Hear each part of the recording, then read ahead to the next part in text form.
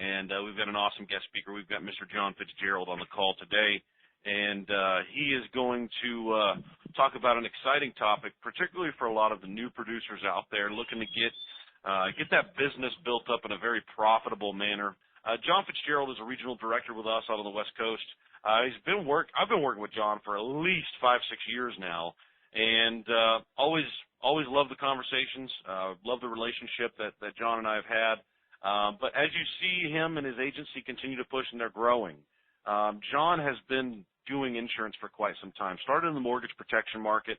I'll let him tell the story, but very knowledgeable in our business. And so in terms of leadership and mentoring and showing people how to get rolling and get going, he's one of the best you'll find. So without further ado, I'm going to get Mr. John Fitzgerald unmuted. John, are you there? Chase, I am here. Can you hear me? Yes, sir. Loud and clear. Thanks for jumping on the call today. Good deal. All right. Well, thank you very much for that intro. I don't know that I deserve quite that much praise, but I appreciate it all the same. I wanted to really gear what I had to say and what I wanted to cover today towards the brand new agent. And with that, I'm actually going to kind of go back, and some of this, Chase, you might not even know, go back to how I got started in the business. This is the only sales opportunity, insurance is the only sales opportunity that I've ever known, period. I came out of an IT background working on computers and not working with people. But when the dot-com bubble burst in 2001, it was either take another job making half what I was making because the jobs were so few and the competition was so fierce, or find something else that I could do. And I decided I wanted to find a job that I couldn't be fired from. I didn't like being fired. Didn't sit well with me. So I just happened upon an ad in the paper for some health insurance company that would just hire anybody who had a pulse. Went and got my license. And that was about May of 2001. Well, September 2001, we all know what happened. And then our economy immediately went into a recession. So it was about the worst time you could pick in the world to take a straight commission job and a career change on top of that. So I decided, you know what? The numbers are still the numbers. If I can copy the people that are doing it, I knew that I didn't know anything, but I knew that I could learn.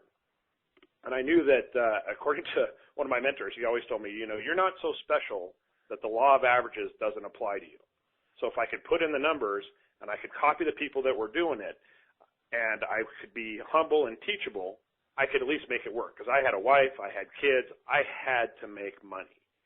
And that first year, I ended up Rookie of the Year with that organization, doing $255,000 in personal production, and annual premium for that company. And again, it wasn't that I did anything spectacular other than put in the work and follow what other leaders were doing. And that's what the awesome thing about what FS offers everybody is that ability to plug into leaders every week on the call, and really just all you have to do is follow the bouncing ball. I mean, between FS University and everything that they have available to you there, your upline managers, people that have been there and done that, a way better opportunity than what I had, for example, starting in 2001, really just trying to figure it out. So that career took me into mortgage protection, which is now taking me into final expense because, of course, we all know what happened to the mortgage protection market in 2008. But again, the great thing about it is you guys have the opportunity to follow some extraordinary producers. I mean, you look at the leaderboard at FS and look at the guys doing $15,000, $20,000 a month in premium, and you get to hear them on these calls every week. All you got to do is emulate. You don't have to make anything up. You don't have to learn anything extraordinary. If you can copycat, you can make it in this business, and that's all you have to do. So as far as habits to make you successful, I mean, I was on every training call. I never missed a training, ever. If there was a conference call going on, and we had this company that I was with, they had a ton of them, which to a certain extent I think takes away from it. I mean, if you've got to be on a conference call 4 days a week, twice a day, all right, that's a little much. And that's one of the things I also appreciate about FS is they're not that type of company. But I was on every training opportunity I had. If I had the opportunity to follow somebody around in the field, I did that, especially if it was a top trainer. And if that meant I had to fly out somewhere and follow somebody around, hey, whatever it takes to take my game to the next level, that's what I did. So you guys have all the training available here. Be on all the calls. You've got the libraries.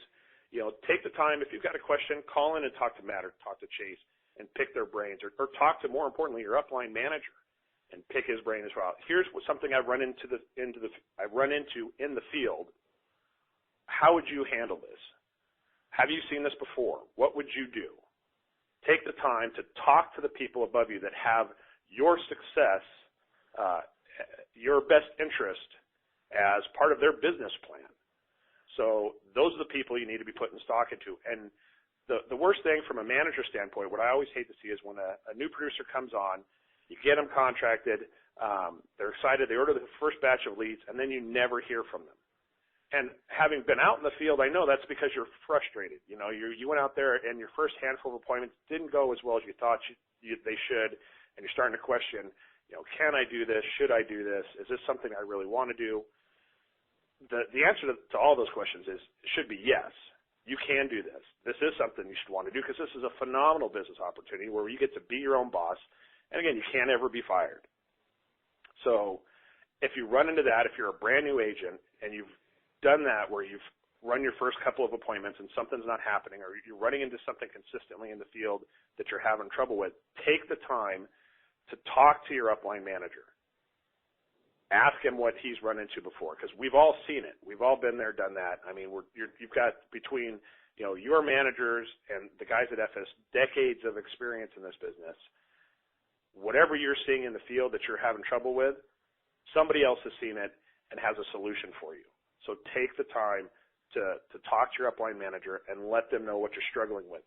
Because if you don't let them know, if you just vanish, nobody's going to help you. Nobody's going to follow up and say, hey, yeah, we haven't heard from you in a couple days. What's going on? Maybe your manager will, maybe he won't, but the onus as an agent, as somebody who wants to be successful in this business, the onus is on you to come to them and say, here's what I've run into. Can you please help me? And don't have so much pride that you're not willing to do that. So all the training, all the calls, listen to the audio library, the other thing that I recommend, and I had to do this as a new agent because I was used to working a job, is I said, okay, well, I'm going to treat this like a job, and I'm going to assign myself scheduled tasks. So, if you're a door knocker, then, these times on these days, I'm going to be out in the field knocking doors. If you're calling to set appointments, these times, these days, I'm going to be doing that. Then this day here, I'm going to follow up on pending business. And that's another thing that I think a lot of new producers don't put as much time on because it's all about the field work, getting in the field and putting in the hours. And absolutely, I appreciate that because that'll bring me actually to our next topic. But you also have to have business hours. There's no sense in writing apps if you're not going to follow up on them and see them through the process. Think of every application as your paycheck, and you have to help the person in HR get it processed. And that's really what the underwriters are. I mean, these are the people that are the key holder to your paycheck door. So take the time and follow it through the process. Set office hours. And if you give yourself a set schedule, this is what I do every day, this is what I'm doing, tomorrow, it's a lot easier, especially if you're coming out of a situation where you were a jobber, for lack of a better word. It's much easier to maintain that level of consistency. And consistency really is key. And we're going to talk about that in a second when we talk about pipeline. You need to be consistent in this business. And it also, share with your family. If you're new to a straight commission sales job and you've got your spouse or loved ones looking at you like, well, this isn't a real job. You can kind of go where you want to go, do what you want to do, which is phenomenal. That's what I love about the job. But a lot of family tend to not think of this as a real job. Say, well, you know what, honey? This is my schedule. These are the hours I'm doing this during the week. So when I'm doing this, please try and schedule around that. What you want to avoid, and the challenge as a new agent or as somebody who works from home or works for themselves, as, again, that tendency where the spouse say, oh, honey, can you go pick the kids up today? I'm just not feeling well, or I got this other thing I'd rather do. Oh, yeah, I guess I could. I plan to call on appointments, but I don't really need to. No, you do really need to, and you need to say no. You say, sorry, honey, this is my appointment setting day. I got to be on the phones. So set yourself that schedule, share that schedule with your family, with your loved ones, with your spouse, and stick to it. Work your plan. Write it down. Write down your goals as well. And you hear that all the time on these calls, and it's such a huge deal, because if a goal that is not written down is just wishful thinking. It's not really a goal. If it's something that's just spinning around in your head, it's something you kind of sort of want to do. When you write it down and put it somewhere where you can see it, that's a goal. So take the time, write your goals down, and do small goals at first. If you put, I want to do $1 million in production this year. No, that's nuts. I'm going to see 10 people sit in 10 households this week. I'm going to do what it takes, or even if it's even more short term, tomorrow I'm going to spend 4 hours door knocking in this zip code. My goal is to get 3 appointments for the following day, or see 3 households this day and 3 more appointments for tomorrow. Set those goals down, immediate goals.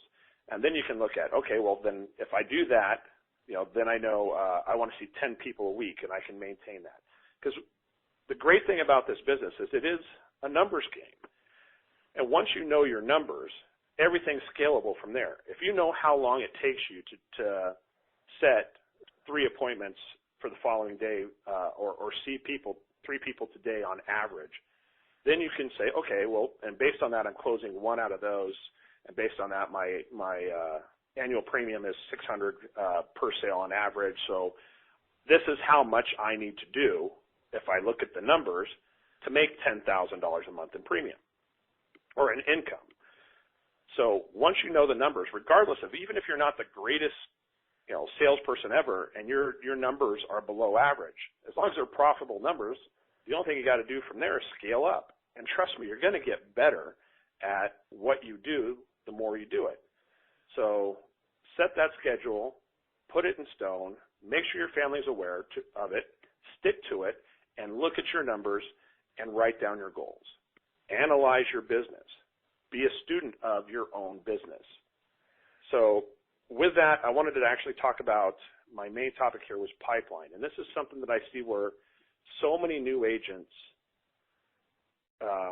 fail, because it's a different mindset, this idea that you've got to buy leads, than what we're used to as anybody coming out of a traditional job.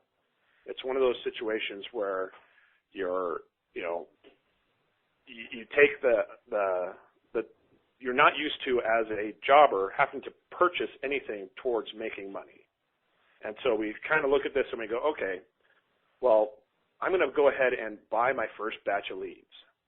And then once I make money off that batch of leads and I get some business in there and that business pays me, I'll buy my next batch of leads. The challenge with that is it's always feast and famine. You have these, I've got all this money in my pocket, and then now I'm out of money. And that's because you don't have consistent business in your pipeline. There should be at all times 2 weeks worth of apps going through your business, period. You should have enough business in there to where if I stopped writing today, I've got 2 weeks worth of income coming in through. And granted, we're in a situation where things issue quickly, which really even makes it more important to have those numbers in your pipeline consistently. So the only way to do that is to purchase leads consistently. You can't do that. I'm going to buy leads and then wait until I get paid and then buy more leads. That is the quickest way to go broke in this business, as that feast and famine mindset. So what do I do but if I don't have the money for leads? I'll tell you what I did. There were bills that didn't get paid. I knew that if I didn't pay the electricity bill, which was due next week, and bought leads instead, they're not going to come out the day after it's due and shut off my electricity. I've got a good 30 days, 45 days before it becomes an issue. Same thing with pretty much every utility that I had. I knew they weren't going to come shut it off. And I knew that if I didn't have business in the pipeline, if I didn't have consistent income coming in, and I just did that, the feast and famine model, that I would never get to where I wanted to be. So as a new agent, it's so critically important that you have a full pipeline of business at all times. And if that means buying leads and sacrificing something else, that's what you have to do. And if you're sitting there telling yourself, well, I really can't. No, you really can't. And I'm not trying to be a jerk, but you have to do that. Let something else slide for now and get some more leads and get out there and get business on the books to where you now, 2 to 3 weeks, you've got income coming in every single day. And trust me, that is such a good feeling when you know hey, I've got money coming in. I've got the next couple of weeks, down where I don't have to worry about it. And you keep that consistency going, and then it becomes easy. Then it becomes clockwork where you're taking that income and you're reinvesting it into your business every day because you've got the business coming in. You've got that pipeline of business going. And it also protects you against, chargebacks, which is another thing when you're new to this business, this idea that, oh, wait, you paid me and that you can take that money back. If you didn't earn it, yeah, you understand you're getting an advance on your commissions. You're getting a loan, for lack of a better word. And if it falls off the books, you get charged back. And if you're an agent that's doing the feast and famine model, and you've got 4 pieces of business in there that you're waiting to get paid on, one of them goes through, the second one goes through, the third one goes through, and then the first one charges back, and now you've got a several $100 or even $1,000 hole that you're trying to fill, and that last policy, when it issues, ain't going to do it, and now you have no income. The only way to get around the issue of chargebacks, and in this business, we're going to have them. We deal with mid to low income seniors. Their chargebacks are going to happen. It's a reality of the business. The only way to deal with that, again, is pipeline. Fill that pipeline with business. Have so much money coming in consistently on a daily basis that the chargebacks don't matter. They get eaten up within a day by the next 2 or 3 policies that are coming through. And again, the only way to do that, buy your leads. Get out there and purchase leads. And I know another challenge that I've seen a lot of newer agents do is they'll say, well, I bought 10 leads and I've only gotten a hold of 6 people, so I still have 4 leads I've got to work, and I'm going to wait till I finish working these 4 leads. People that never answer the phone, that never answer the door, that are never home. But I'm going to continue to try and, get what I can out of these 4 leads before I go and purchase more leads. Don't do that. All right? It's another friend of mine likes to say it's easier to give birth than to raise the dead.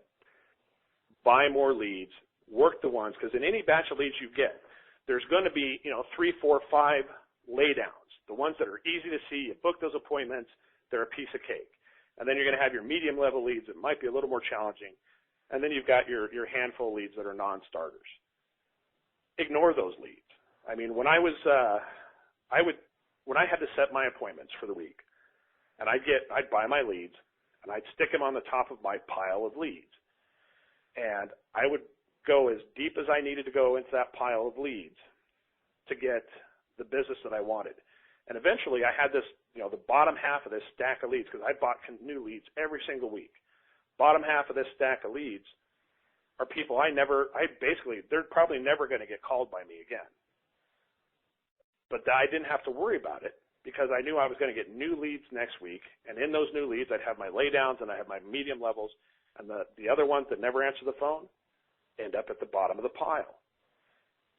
And so you don't wait until you've, quote unquote, exhausted your leads before you buy more. The new business, the better business is in the newer batch of leads. Your customers that are more willing to see you are going to be in the next batch of leads, the newer batch of leads. So if you bought, 20, if you've got 20 direct mail leads coming in and every week and you're saying, oh, well, wait, I'm going to hold off because I've still got 4 or 5 that I haven't seen, don't. Those people, you'll never see them. They don't answer the phones. That they filled anything out and sent it in the mail is a fluke to begin with. So, excuse me. So definitely it's easier to give birth than to raise the dead. So make sure you're working fresh leads weekly, because that's where your good numbers are going to be. That's where you're going to be able to see people that are going to be willing to hand you, their voided check and get that application. And they're the people that want what you have to offer. Those are the people you want to see. And the only way to do that, again, is leads every week, consistency. And if it is a situation, let's say, your things are really tight and you're really struggling and you just do not have the money for leads.